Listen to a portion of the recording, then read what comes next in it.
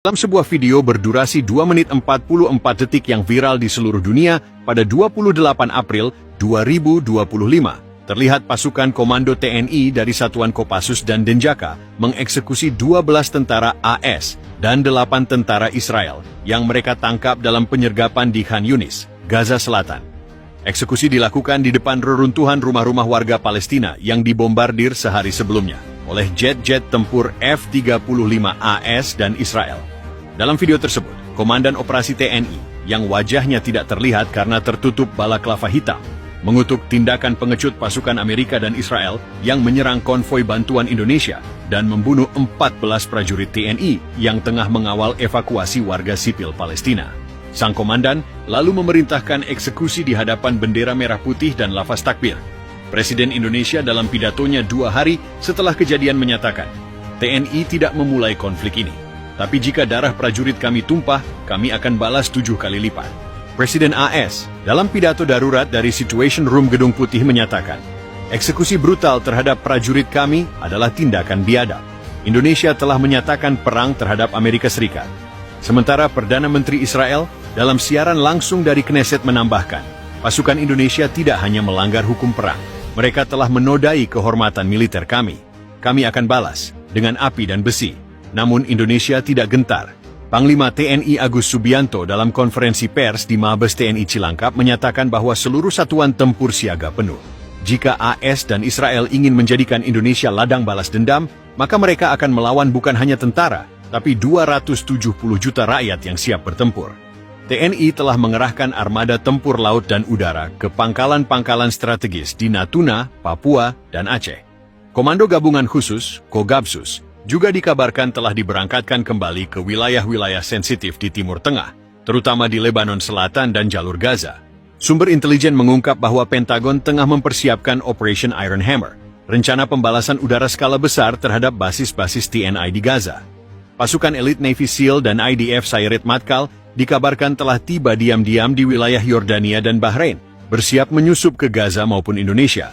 Namun TNI melalui satuan sibernya berhasil membocorkan dokumen internal AS dan Israel yang menunjukkan target-target serangan awal. Indonesia kini membangun pertahanan berlapis, mengaktifkan rudal pertahanan udara jarak jauh, dan melakukan simulasi penyerangan balik ke pangkalan militer AS di Gaza. Konflik ini kini tidak lagi sekadar soal Gaza. Ini tentang kehormatan, dendam, dan ketegangan global yang bisa memantik Perang Dunia Ketiga. Indonesia bersumpah tidak akan tunduk, sementara AS dan Israel ingin menunjukkan dominasi. Dunia menahan napas. Dalam waktu kurang dari 6 jam sejak serangan dimulai, TNI meluncurkan operasi balasan bernama Operasi Garuda Gunting Sayap. Serangan presisi terhadap pangkalan militer IAS di Darwin, Australia Utara, dan pangkalan drone di Diego Garcia, Samudra Hindia. Jet tempur Sukhoi Su-35 yang dilengkapi rudal jelajah KH-5942 terbang dalam formasi klandestin melalui lorong udara netral di atas Laut Timor.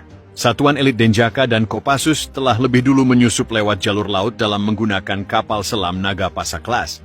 Di pangkalan AS Darwin, mereka meledakkan hanggar pesawat dan membunuh sejumlah personel militer yang sedang tertidur. Presiden Australia mengutuk serangan pengecut terhadap pangkalan sekutu. Namun publik Australia terbelah. Banyak yang bertanya, mengapa kami harus ikut perang yang bukan urusan kami? Tidak ingin tertinggal, Israel meningkatkan operasi militernya di Gaza. Serangan udara ke Jabalia dan Rafah menewaskan ratusan warga sipil. Namun hal yang lebih berbahaya terjadi di Lebanon Selatan. Pasukan elit Israel mencoba memburu kembali pasukan TNI yang disebut-sebut masih aktif di sana bersama kelompok Hizbullah dan pejuang Hamas. Namun misi itu berubah menjadi malapetaka.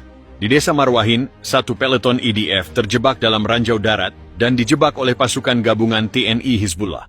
Lebih dari 28 tentara Israel tewas dalam penyergapan yang disebut Marwahin Massacre. Video penyergapan tersebut tersebar di media sosial. Dunia terbelah. Apakah TNI adalah penjaga kehormatan dunia Islam atau pemicu perang dunia? Dari Rabat hingga Islamabad, jutaan umat Islam turun ke jalan. Bendera merah putih dikibarkan bersama bendera Palestina. Di Mesir, para mahasiswa mengibarkan poster bertuliskan, Indonesia tidak sendiri, kami di belakang Garuda. Pemerintah Pakistan bahkan menyatakan solidaritas militer penuh dan mulai memobilisasi brigade pasukan khusus untuk dikirim ke Asia Tenggara dalam operasi gabungan. Iran melalui jalur diplomatik mulai mendorong pembentukan aliansi perlawanan dunia muslim dengan Indonesia sebagai pemimpin simbolis. Sementara itu, rakyat Indonesia dari Aceh hingga Papua mulai mempersiapkan diri menghadapi kemungkinan serangan besar. Pelatihan milisi rakyat dan mobilisasi sumber daya nasional diumumkan di televisi. Presiden Indonesia menyatakan dengan nada bergetar, "Kami tidak mencari perang. Tapi jika kehormatan bangsa dan nyawa prajurit kami diinjak, maka kami akan lawan sampai titik darah penghabisan." Pasukan TNI yang masih bertahan di Gaza, Lebanon Selatan, dan jalur Rafah kini bertindak sebagai katalis kebangkitan perlawanan. Di Yordania, Mesir, bahkan Arab Saudi, simpatisan Islam turun ke jalan, membakar markas diplomatik AONAS, dan menyerukan revolusi. Setelah 30 hari perang, koalisi mulai retak. Australia mundur, Inggris ditekan oleh rakyatnya, Israel menghadapi kekacauan internal. Amerika Serikat yang mengira perang akan selesai dalam seminggu, kini terjebak dalam rawa panjang yang menguras moral dan kekuatan. PBB memaksa gencatan senjata. Indonesia dengan luka parah dan darah yang telah tertumpah berdiri tegak, tak menyerah. Di Gedung Putih, Presiden Amerika Serikat menggelar rapat darurat Dewan Keamanan Nasional. Pentagon langsung mengumumkan status siaga penuh untuk pasukan reaksi cepat di Laut Tengah dan Samudra Hindia. Kapal induk USS Ronald Reagan dan kelompok tempurnya dilaporkan mulai bergerak menuju wilayah strategis di sekitar Laut Arab. Di Tel Aviv, Perdana Menteri Israel mengeluarkan pernyataan keras, Israel tidak akan tinggal diam melihat darah prajuritnya ditumpahkan secara keji oleh pasukan asing di tanah yang tengah bergejolak. Keadilan akan ditegakkan dengan besi dan api. Unit elit Sayeret Matkal mulai dikerahkan ke Siprus dan telah bersiap menjalankan misi balasan presisi tinggi. Sementara itu, Komando Pasukan Amerika Serikat, Delta Force dan Navy SEAL Team 6 dilaporkan tengah dilibatkan dalam operasi rahasia bertajuk Operasi Retribution Falcon.